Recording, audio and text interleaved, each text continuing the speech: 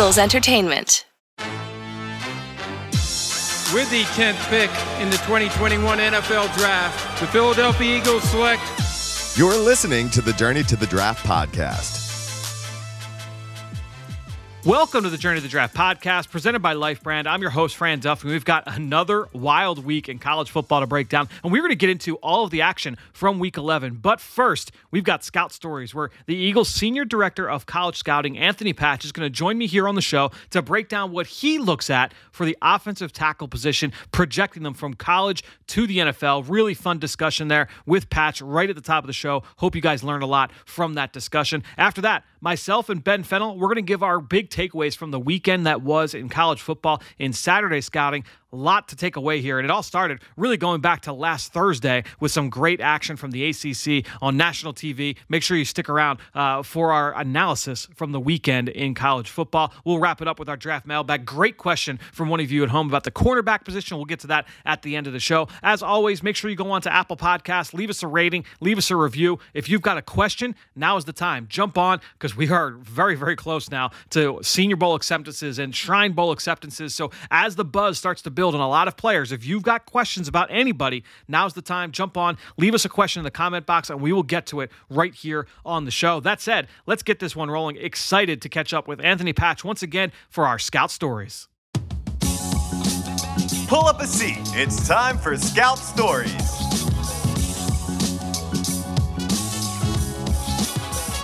Well, joining us once again here for Scout Stories on the Journey to the Draft podcast, the Eagles Senior Director of College Scouting, Anthony Patch. Patch, welcome back to the show. Good to be with you again, Fran.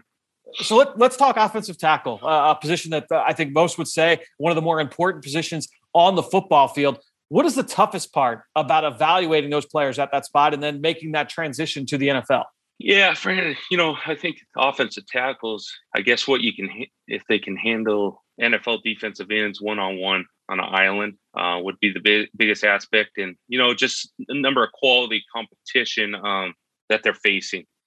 It's interesting because I was having this conversation with somebody the other day, and we were just talking about, okay, what are the positions where you typically see guys make that jump from lower levels of competition? And I remember early in my career when I was at Temple, we always kind of talked about, whether it was talking with coaches or just other support staff, it's like, all right, what are the differentiating factors between us, which now we would have been called a group of five school at that point, versus the Power Fives, or versus us versus FCS. It's like, all right, well, the differentiating factors are in the line of scrimmage, O-line and D-line. But that said, you go down every single year, there are small school offensive tackles, small school interior offensive linemen. It feels like you can find some of those guys at the lower level of competition that maybe, they were late bloomers physically, or they were, high school tight ends, and that's how they arrived on campus and they were able to blow up. So every single year, you're able to find some of those small school offensive tackles. Is it tough to be able to project those guys because the level of competition was just, it's tough to be able to make it? It's not an apples to apples comparison. Yeah. And I remember a visit I made about 8 years ago down to Arkansas, Pine Bluffs. Prime example is Tyron Armstead. Yeah, I made that visit. I went in there. The kid had outstanding athletic ability, great feet, and you just never saw him. You're like, how's this guy gonna do against the top NFL defense ends? You don't know. Yep. We could stick him at a All-Star game way, and that'll give you a feel, but you still really don't know. How's he gonna hold up against power and speed at the NFL level? And until you get your hands on them, it's almost you take them and see what you got. But the guy we got, Lane, the quarterback and JC, and converted tight end, triad defensive line at Oklahoma, and then settles home at offensive tackle. And our scouting staff and Coach Stoutland did a tremendous job thinking of the upside and the projection that he could still get better. And so that's a guy that was, I don't know what he was, 260s, I believe, maybe at was it Kilgore, right? Yeah. The JC, and goes to Oklahoma and puts more weight on, and been outstanding for us. So again, it's, you kind of see them where they are, and you kind of think, hey, where can we get this guy? And you kind of, again, look at the intangibles and read through the lines with the staff, and how much weight can this guy gain, and go from there. I remember reading, it was one of the first chapters of Howard Mudd's book, may he rest in peace. He wrote about just guys making the transition, and some guy, you don't find the offensive line finds you, and guys that made the jump from tight end to offensive line, but also from the defensive side. And it's so funny because it's such a technique driven position, But so often you see so many guys, Jordan Mailata is a great example, guys that are late to make that jump, but are then able, and Lane Johnson, another one, as you mentioned, they're able to late to the position, but able to find so much success. Jason Peters, another great example as well, an all-time great. I was just going to mention Jason. So, Tom Donahoe's told the story over and over. Credit Tom, in camp, kind of maybe hiding Jason as long as he could as that converted big tight end. Jason had the will and the grit, to outlast some of these guys' projections. But yeah, he's another prime example of right in front of us that did that. So, and you talk about that with even, some of these bigger tight ends, can they get the size to convert to a tackle maybe? It's I'm still trying to track that film down of rookie year Jason Peters in the NFL. Like, I'm pretty sure he blocked a punt and was running down on kickoff for one of the games. It was when they had him on the active roster. He had to be active at some point, and he blew up on special teams. I'm still trying to track that film down just so I can watch that for sure. When you look back over the course of your career, you have to go back to the beta there. Yeah, you might not find it. I think so. I might have to make some calls to see if I can track that tape down. What's the best piece of advice you've gotten when evaluating that position? I guess the biggest advice is, can they handle the speed and power in the mindset that I guess the toughness aspect. And I go back to what I said at the opening is, can they block on the island? Biggest thing is the length, Fran. You got Peters. I mean, he's such a big man. To get around a guy like him is tough, and to have the girth and the anchor, the foot speed to handle the speed on the outside are probably the things you look for more than anything. That's what I actually have had that conversation with myself, with others as well. Just kind of recalibrating how I think about every position, but thinking about offensive tackle, the ability to anchor is obviously so important. It's a passing league. You don't want a quarterback certainly does not want defensive linemen ending up right in their lap. So you want that ability to anchor. But when you talk with the strength coaches, offensive, we can improve that. We can get a guy stronger over time. It's harder to develop a guy's power in terms of his ability to move people on contact. So that's harder to train, and also harder to find. But it's still like you want that guy to have that anchor. But every year we see guys that are, in the 295 range that don't necessarily have that sand in their pants to be able to drop their weight and hold up against a bull rusher. And those guys go high every year because hey, look, maybe not year one, but year 2, year 3, year 4, you could see that and this is around the league. You see it, guys are able to improve, get stronger, and turn into fine starters in the league. Yeah. And you got to buy in as a player now. Yep. I mean, if you're not buying in, I mean, that's the majority of the battle, what you're doing in the off season, because you don't get much time with these guys anymore. Patch, this has been awesome. Once again, thanks so much for joining us here on the Journey of the Draft podcast to share some stories from your time as a scout. Awesome, Fran. Thank you. So great stuff there from Patch, and I love catching up with him whenever possible. Really good stuff there from the Eagles Senior Director of College Scouting. And some of the big takeaways for me, obviously talking about level of competition, and it's so interesting. And I brought up when I was at Temple, that was always the big difference between the haves and the have-nots. Whether you're talking big time Power 5 blue blood programs to the mid majors, or going down even a step further from FBS to the FCS schools, was always the line of scrimmage. You just can't recruit the same kind of bodies. That said, you get some of those late bloomers that show up at some of those lower levels, and every single year we see them. And we're going to be talking about one of those guys here in a little bit, ironically enough, in the next segment. But you see those late bloomers that show up in college football all the time, that go to a group of 5 school, or to an FCS school, or even a D2 or D3 school. You always want to keep an eye on those players, but the projection just becomes that much harder because you're having to do exactly that. You have to project how they're going to be when they see that huge jump in competition in the line of scrimmage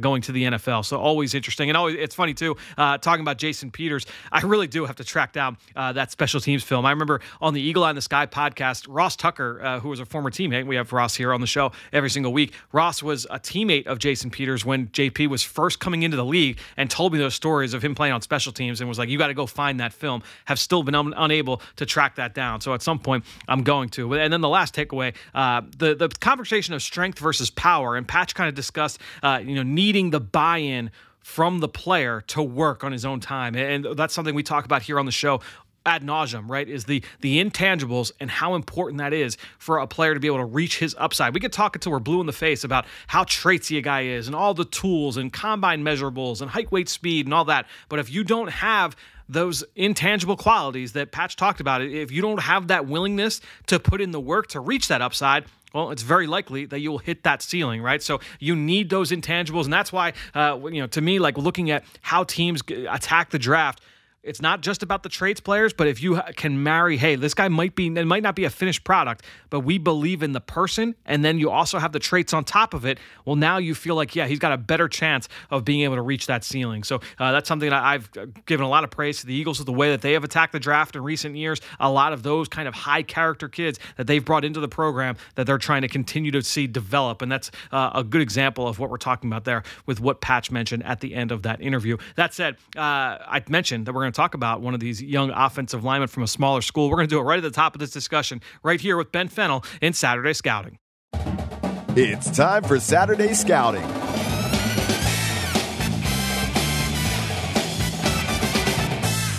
All right, time to talk about what we saw this weekend in college football as I welcome in Ben Fennell for Saturday Scouting. And Ben, I guess before we get into this week's action and start handing out some game balls, we got a little bit of news to get through. Over the weekend, the Senior Bowl made it official, made it known that Northern Iowa offensive tackle Trevor Penning, the first official invite, Jim Nagy on campus up there at UNI, extended the invite personally to Trevor Penning. This is a guy we've talked about here a decent amount on the show. You've watched him. I've watched him. Dane has watched him. Everybody's pretty high on him universally. Your thoughts on Trevor Penning and his projection to the NFL as the first potential acceptance here for the Senior Bowl? Yeah, I'm really excited for this kid. He's a really high-level prospect. I think it's a first-round pick all day long. Excited to see him down in Mobile competing against some Power 5 players and maybe some SEC pass rushers and some elite players. And I almost think we should just make this a yearly thing. Jim Nagy, I hope you're listening.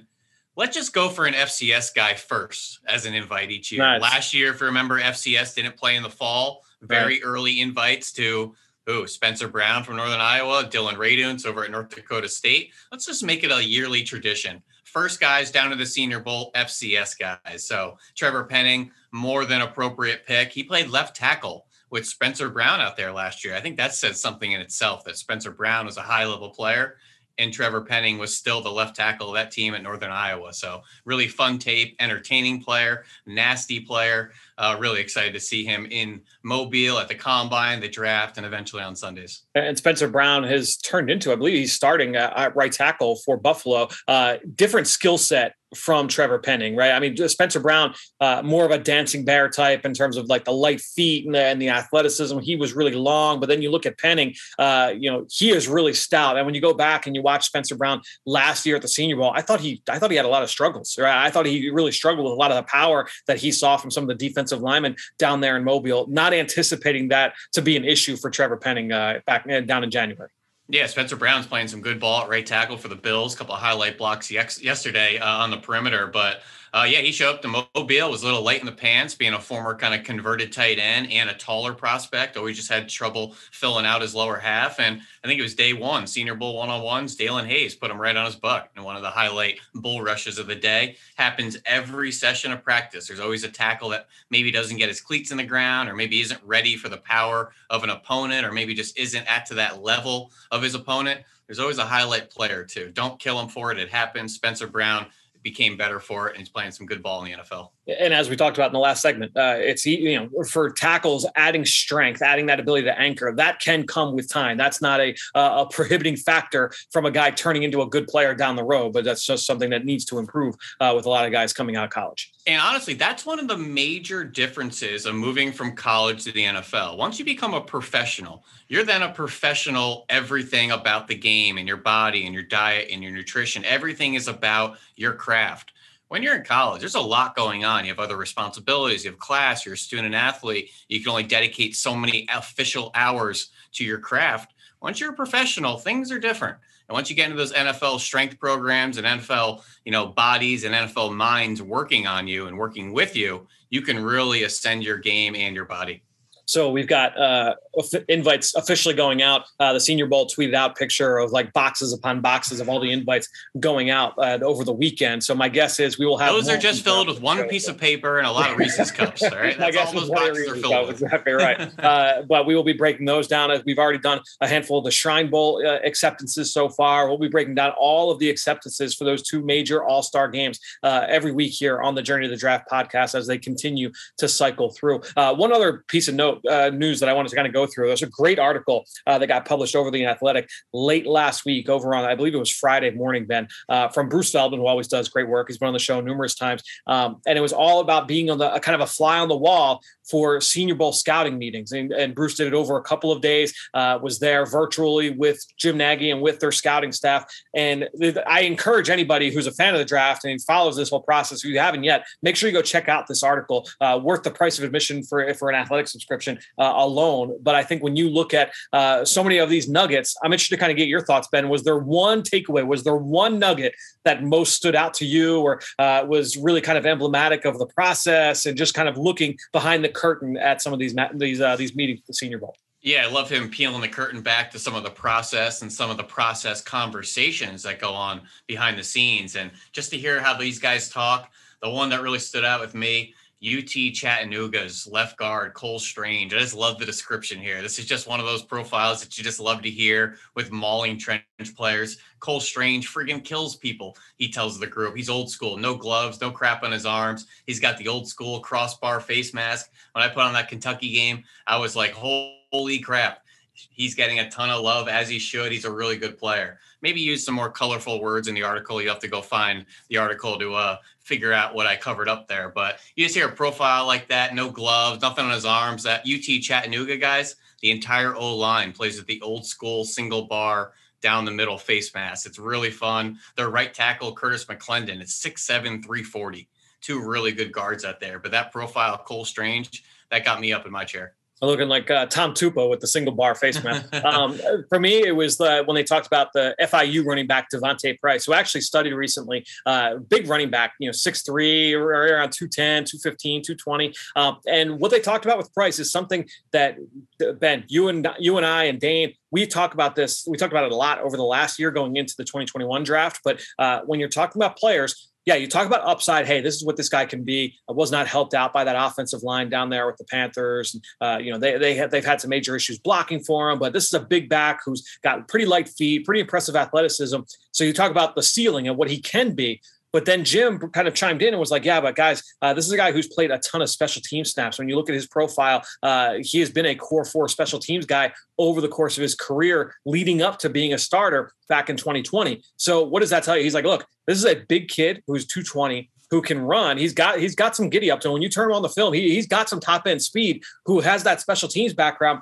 He's going to run down on kickoff for you. And that's the thing is when we talk about upside and ceiling versus, okay, what's his floor? What kind of role can he fill? I think when you're looking at a guy like Devontae Price from FIU, you're like, okay, well, even if he doesn't reach a ceiling of being a starting running back, or if he's not our strong number 2, all right, well, this guy's going to find a role and be a factor on special teams as a 3rd or 4th back. And maybe he then becomes a grinder on early downs or in short yardage, and he can kind of do some of those things. So I think that the important talk about a guy's ceiling and a guy's floor, what role he can bring. Jim called him, he has the potential to be a 4-down back, a 4-down player. I think that was an important nugget there about Devontae Price. And if you do find this article and you enjoy it, go on to Amazon and buy Bruce Feldman's book, Meat Market, which is about 10, 20 years old at this point, but a really entertaining look behind the scenes of inside the smash mouth world of college football recruiting. And there's a lot of Ed Ogeron in there and a lot of really fun sentiments behind the scenes. So if you like this article, Bruce did a whole book. I want to say, am I right? About 20 years ago. I remember I read it in I think it was summer of 2008 when I read it. So we're talking, it was probably even a little bit older than that. So we're going back a bit. It was a great book. I see a paperback copy here on Amazon for $17. You can buy it used for a couple bucks. It's a really fun read. Just, throw it in your book bag for a plane ride or something. It's really fun.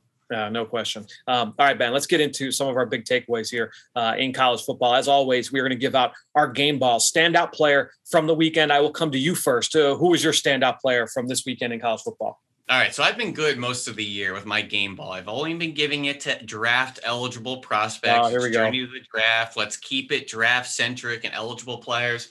Fran, I had to give it to Will Anderson Jr. This guy not only got my game ball, he's the best player in the country. He's just unfortunately a true sophomore.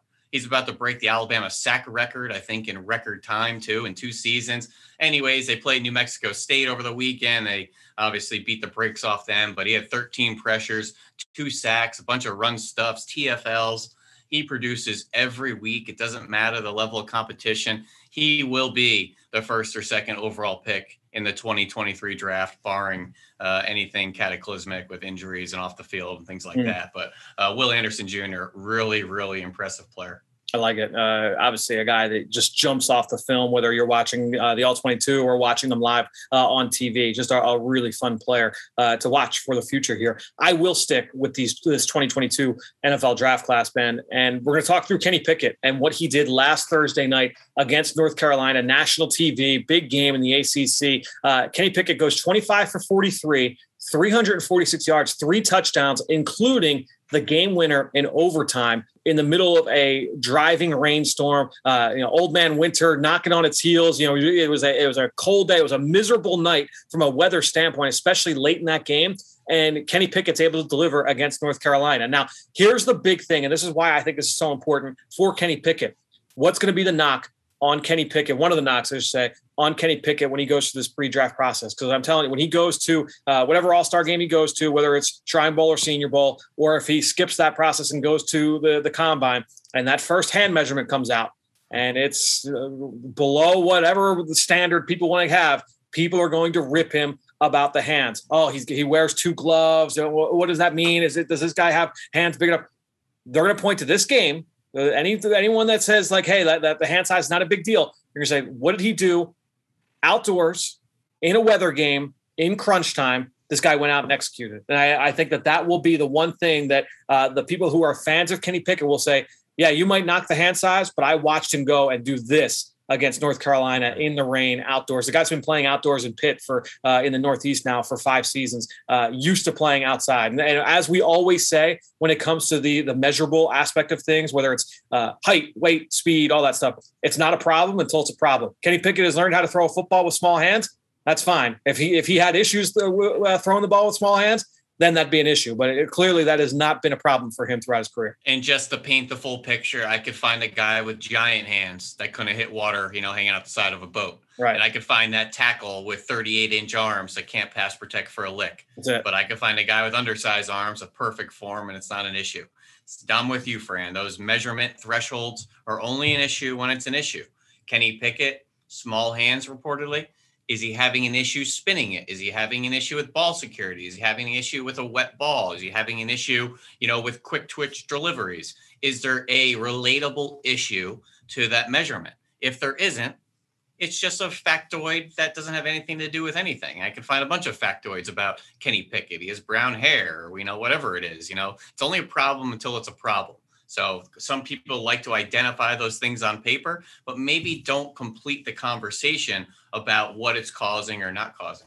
No doubt. And it is important to note, there is a difference between a college ball and an NFL ball. So that's something that we will watch throughout the course of the process. But that has not been an issue from what I've seen for Kenny Pickett at this point in his development. Let's now get to our next category here. One play takeaway. And I want to go, this is actually just going to be from one game, Ben, but I'm going to cheat, and it's going to be 2 plays because I was watching that Michigan-Penn State game. You had good defense on both sides, right? We talked about the blue chip guys over on Michigan. We've been talking all fall about that Penn State defense, players at all 3 levels of the field. Let's take a look at 2 pass rushers in this game. David Ojabo for Michigan. He gets a sack fumble. That's like his 5th sack fumble so far this season. I'm pretty sure it's his 7th sack, Ben. I mean, the guy has been so productive. You and I studied him together. I believe it was last week. It might've been the week before.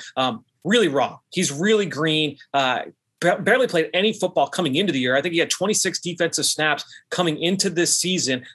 Started playing football as a high school junior. So just has not played a ton of ball. You could see that when you watch him. He's still very raw. He's still very underdeveloped.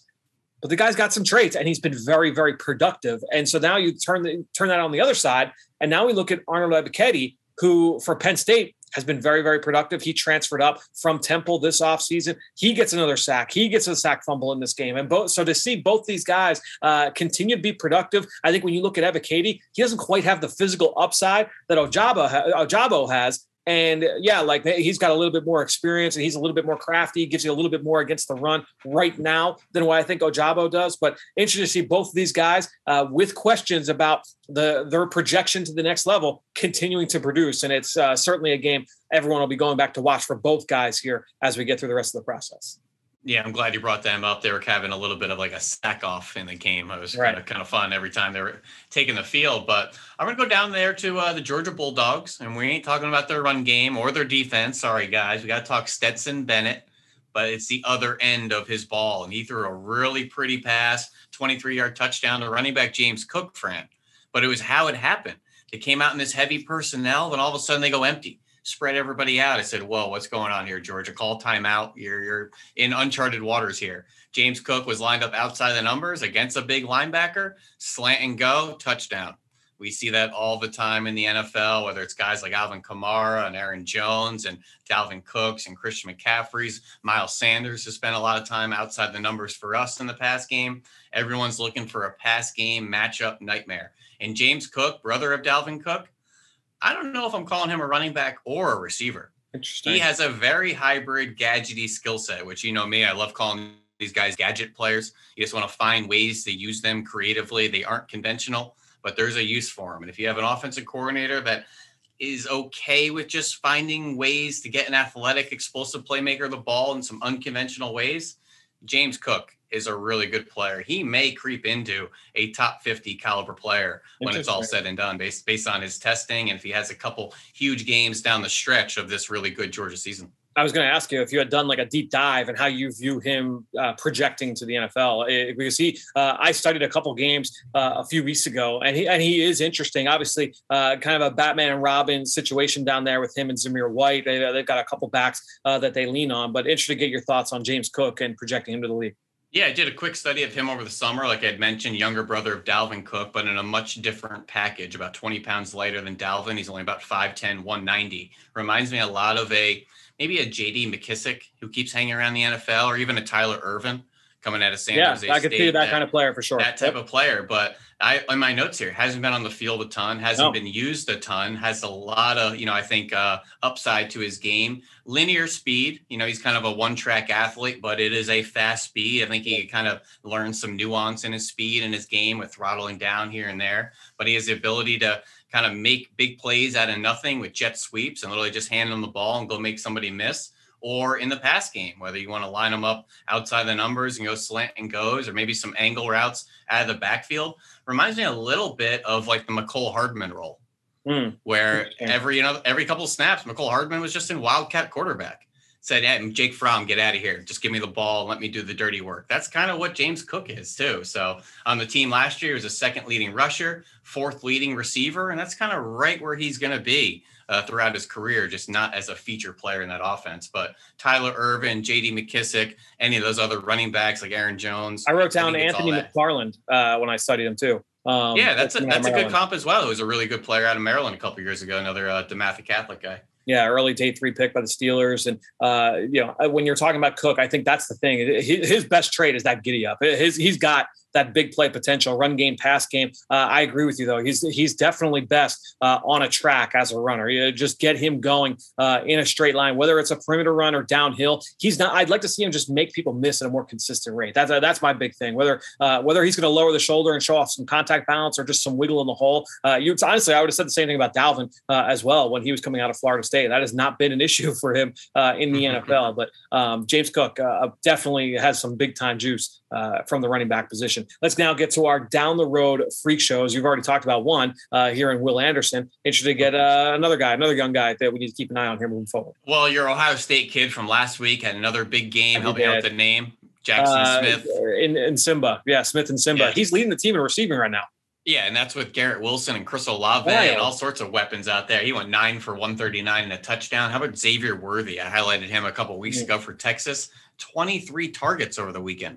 14 catches, 3 touchdowns, but those aren't my picks, Fran, so stop typing in the rundown here. We got to start talking about, this is the first time I believe he's been mentioned on this podcast. Okay. Wisconsin true freshman running back, Braylon Allen. Have you heard about this kid? I know the name, but I have not watched enough Wisconsin football this year to tell you that I've got a gut feeling. Turn up the volume here, Fran, because he's a 6'3", nearly 240-pound running back, true freshman with some giddy up out there. 6 straight 100-yard games, 25 for 173 and 3 touchdowns this past weekend against Northwestern, averaging 7.0 per rush, bunch of big explosive runs, 13 runs of 15-plus yards. This kid looks legit, Fran. Really fun in that Wisconsin offense, 6'3", nearly 240 with some giddy up. And you know that pro-style running game between the tackles out there. So is he Jonathan Taylor? Yeah, the rich just get richer out there. He's like a combination of Ron Dane and Jonathan Taylor put together. So do with that what you will. I like it. All right. Well, you mentioned Xavier Worthy from Texas. I am going to go to his team's game because they had a tough loss against Kansas, and huge hats off to the Jayhawks. A big win for them, their first Big 12 win in I think like 3 different presidential terms. But I think when you look at the performance of Jalen Daniels, true sophomore quarterback, made a bunch of plays with his legs, throws the game-winning touchdown in overtime where he escapes pressure and rolls to his right on a 2-point conversion play. When you look at Jalen Daniels, hats off to him. I don't know what he's going to be from a pro prospect standpoint, but big-time performance for Kansas to come up with a win against Texas. I had to find a way to talk about this game. Obviously, a very difficult loss. Look, it's year 1 for Steve Sarkisian. They're going to figure it out down there. I've got a lot of faith in what he's doing from a coaching standpoint. But obviously, a huge win for Lance Leipold in Kansas. Yeah, really fun win. I'm happy for them. I love just seeing the kind of parity and the balance there in the Big 12. Everyone seems to be beating everybody this season out there. And what's the deal with Steve Sarkisian? People have been asking me because I'm a huge fan of him. And I've just chalked it up to say, listen, he just walked into somebody else's kitchen, opened up the fridge and said, I got to make a gourmet meal out of this. Let him go grocery shopping and buy the ingredients and the recipes for the meals he wants to cook. Give him some time down there at UT. It's Let's Start Cook. You can get that hashtag going. All right, let's go to our film room recap. And Ben, I usually let you kick things off first. I'm jumping you on this one because I got to talk about Kway Walker, the linebacker from Georgia. I did a study. I did Nakobe Dean a couple weeks ago. And first of all, trying to say you want to watch anybody for Georgia's defense is impossible because your eyes are going a million different directions with whether it's the guys on the defensive line, at linebacker, in the secondary. We've talked in the past about how do you approach watching a defense like this? Do you try and say, I want to watch everybody in the secondary or all the linebackers, or do you really try and go hyper-focused? I've been very vigilant this year about just staying hyper-focused. I'm going to watch one guy and one guy only. So I watched Nakobe Dean, and you see Tindall and you see Kway Walker flash. Dude, I watched Kway Walker.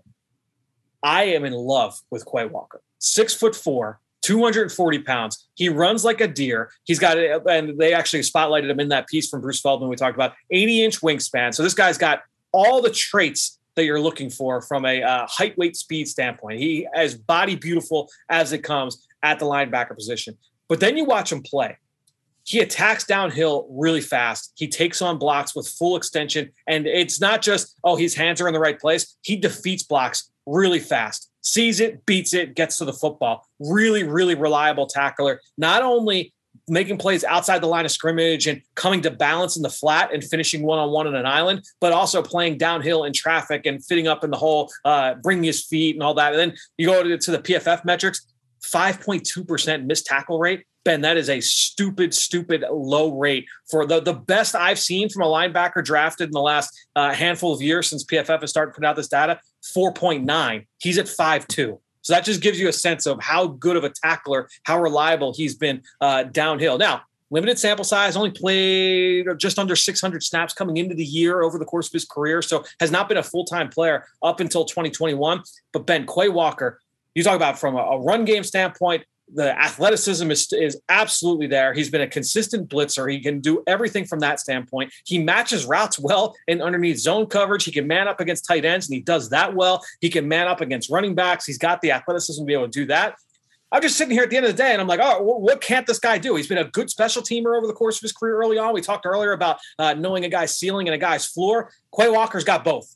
He's got all the traits you're looking for. If Jamin Davis was loved up to the point where he was a first-round pick a year ago, like, why isn't Quay Walker being talked about in a similar kind of package, right? I think he's going to test like Jamin Davis. I don't think that's completely out of school to expect that he's going to run like Jamin Davis did.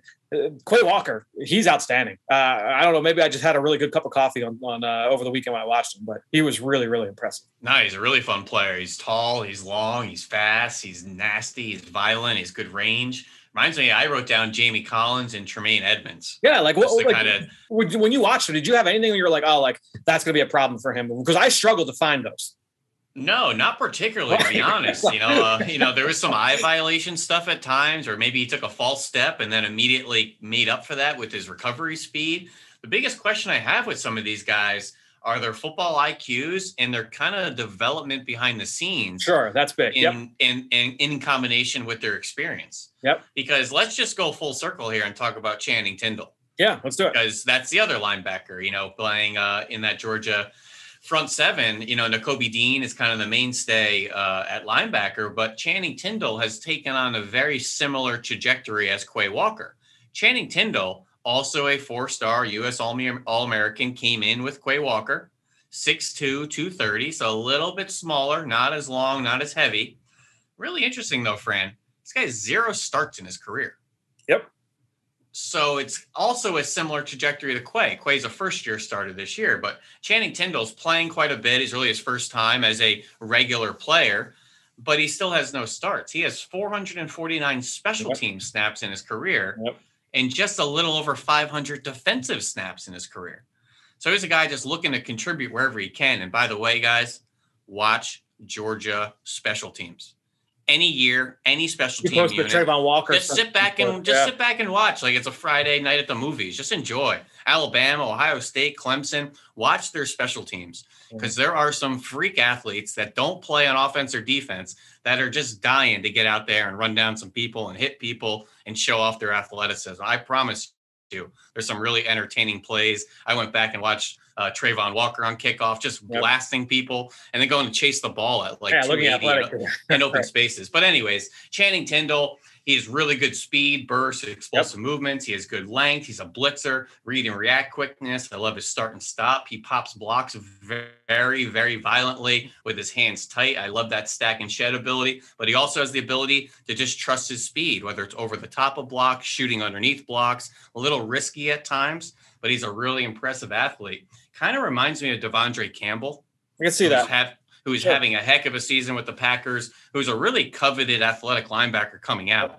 Played some good ball next to Deion Jones for the Falcons, kind of lost his way a little bit in free agency, but has landed with the Packers. I also wrote down Lawrence Timmons and Zach Cunningham, two kind of high-cut, speedy linebackers as well. Timmons isn't a bad one for Quay Walker either because Timmons had that crazy length as well. Yeah, no question. But two really fun linebackers here. And just kind of looking at the linebacking, landscape, those two Georgia guys in combination with Nakobe Dean and then the two Alabama guys and Christian Harris and Henry Toyo. Who's going to crash the party here? Because this linebacker group is kind of murky. There's no set saying that these Georgia guys are going to come out. I think they can return if I'm not mistaken. Yeah, so Quay Walker is a true senior, 4th-year senior. Channing Tindall, also a 4th-year senior. So in theory, they could both go back if they wanted to. Right, with the extra year from last year and whatnot. So, I've just been gushing over Devin Lloyd. I was going to bring that up. You said that the Devin Lloyd tape against Stanford was the best tape of any linebacker you've watched yet. Yes, incredible. He hit the linebacker cycle out there. He literally checked every box in coverage, ball skills, blitzing, range, stacking, shedding, pursuit speed, everything you wanted to see from a linebacker. He checked every box. Really impressive. Watch his pick six. He literally just plucked the ball out of the air from the line of scrimmage. Incredible. And then Chad Moma at Wyoming. Leo Chanel is getting some buzz at Wisconsin, who's kind of that oversized linebacker in that Zach Ballin role. He's like 6'2", 255, 260, just goes downhill and hits people. He's like Dante Hightower, AJ Hawk type of guy. But this linebacker group is interesting. You want to take a stab at who you think would be the first or the second off the board if you had to guess? Well, I mean, Christian Harris was the guy coming in, and he still is. Like, I think Christian Harris is great. I know you just did a deep dive on him recently as well. I know you've been going through a lot of these off-ball backers, and Christian Harris is a guy that I think when you're looking at, and it's just kind of thinking about the position, people will say like, how valuable is athleticism at linebacker? And I think if you want to say, what do the elite linebackers have? Yeah, like they are athletic. You can't be a liability out there. To be a solid to above average to like, even if you want to say like a good linebacker, I don't know that athleticism is necessary. But if you're saying blue chip, like, hey, this guy's an elite player at the position, like you need those movement skills. And I think when you look at Christian Harris,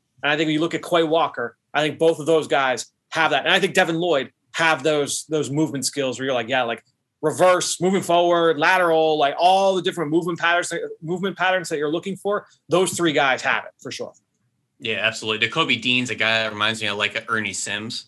Really athletic, speedy, short, doesn't really have the length that you want, but kind of a rocked up guy with great speed. Toyo has a little bit of like a Quan Alexander vibe to him. I think he's really athletic, kind of high cut, can run. Christian Harris, a little more squatty, thick build, reminds me of kind of like a Jonathan Vilma type. A guy that actually I left wanting a little bit more out of Christian Harris, to be honest with you. I'm really impressed with Toyo, certainly, but interesting group. And I think it's heavy at the top and then real kind of murky after that. So I think pushing that's linebacker. I think that's even when you're looking at the NFL landscape, I kind of think that's where the league is, right? It's like there's a lot of guys that you would say like, all right, here are the handful of elites. And then there's like a tier drop off. And then it's like, okay, here's not everybody else, but here's everybody else. Yeah, and it's funny to look at some of the elite linebackers in this league, whether it's the DeMario Davises or the Fred Warners of the world or Devondre Campbell's. And, why can't Jamin Davis get on the field? And, there's some young linebackers that maybe aren't always NFL ready, despite having all that exciting athleticism and length. So football IQ is very important with these linebackers. So understand the limitations of the tape. Every scheme is different. Everyone is asked to do different things from the linebacker perspective. Everyone doesn't get to play behind Georgia and Alabama fronts. And they won't always have that quality of front in the NFL. So there's a lot to learn about these players individually and in a vacuum into the Senior Bowl, the All-Star games, the combines, talking to these kids, figuring out who they are individually and taking them away from the body of the collective defense, which we know there are some really impressive units. No doubt. Well, it's a bunch of really, really impressive players at the linebacker position in this class. Ben, we will talk to you later this week as we break down week 12 in college football. We'll be doing that later this week right here on the Journey to the Draft podcast presented by Life Brand.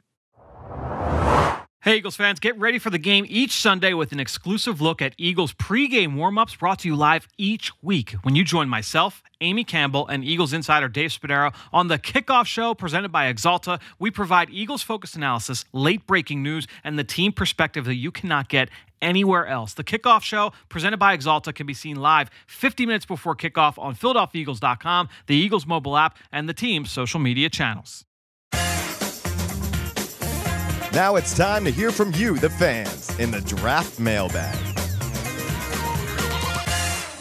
So great stuff there from Ben. We will get into our On the Clock segment next week with Chris McPherson. Hopefully we'll have Dane Brugler back as well for next week's episode here on the podcast. So for those of you who are big fans of On the Clock, I'm very sorry that it will not be here for this week. We'll be back, though, for next week. That said, let's get to a Draft Mailbag where we've got a great question from one of you at home. This question comes in from St. Rick, who said, Fran, longtime listener, I feel like you've hit on a handful of your cornerback evaluations over the years, and whether it was Tre'Davious White or Xavier Howard or Jair Alexander, when you look at your cornerback evaluation skills, A, do you think it's your strongest position? B, what traits do you value most? And C, because you love asking scouts this in Scout Stories, how much has your process changed and evolved when watching that position? So, Rick, first of all, thanks for being a longtime listener. I appreciate you pointing out some of those. Obviously, I have not hit on every single cornerback evaluation. There are a bunch of guys that I wish I could have evaluated a little bit better transitioning to the league. But I think when you look at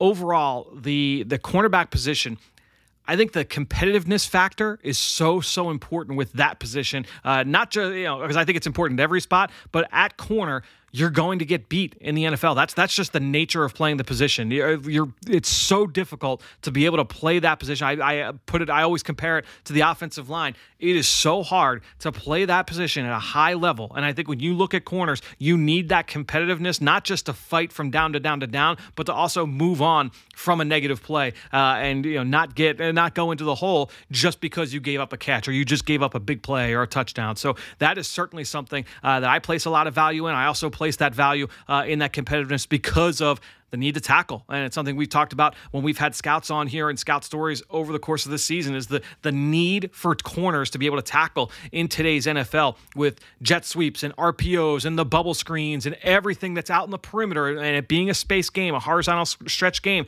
You need your corners to be able to tackle. Otherwise, you will be a target, not just in the run game, but with all of those different things that we talked about, those tools that are in an offensive coach's toolbox. You have to be able to tackle one-on-one. And after that, it's just the ability to read routes and process fast and be able to mirror and match from man coverage. You could see that, especially in the intermediate routes. I talk about it with wide receivers, that who are the receivers that can separate at the intermediate area with comebacks and deep digs and some of those. I don't care necessarily about double moves. I don't care if a guy wins on a sluggo. I think if you can win on some of those intermediate routes and in the quick game on a slant, that's what really gets me. So conversely, if you are a corner, I want you to be able to cover all of those routes. That ability to stay in a receiver's hip pocket. I will always say, he's so close that he can reach into his pocket and steal his wallet. That's what you're looking for from those corners at the top of those routes. We'll say in that 8 to 18-yard window. I think that is so important. That's not easy to find, but I think when you're looking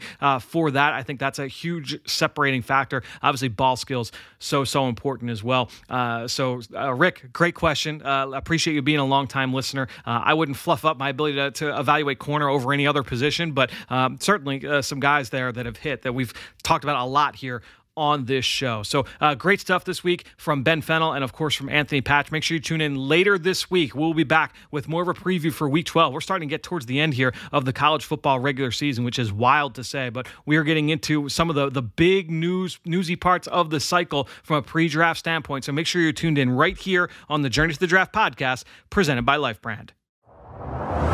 When the clock hits all zeros, the game might be over, but the action is not. Join us for the post-game show presented by Rico for instant reaction. Watch live as Coach Nick Sirianni and Eagles players come to the podium and meet with the media. We will make sure you do not miss a word. Myself, Ike Reese, and Gabriella DiGiovanni will also break down the game live at the desk and hear from Eagles insider Dave Spadaro to get his thoughts. The post-game show presented by Rico can be seen on PhiladelphiaEagles.com, the Eagles mobile app, and the team's social media channels.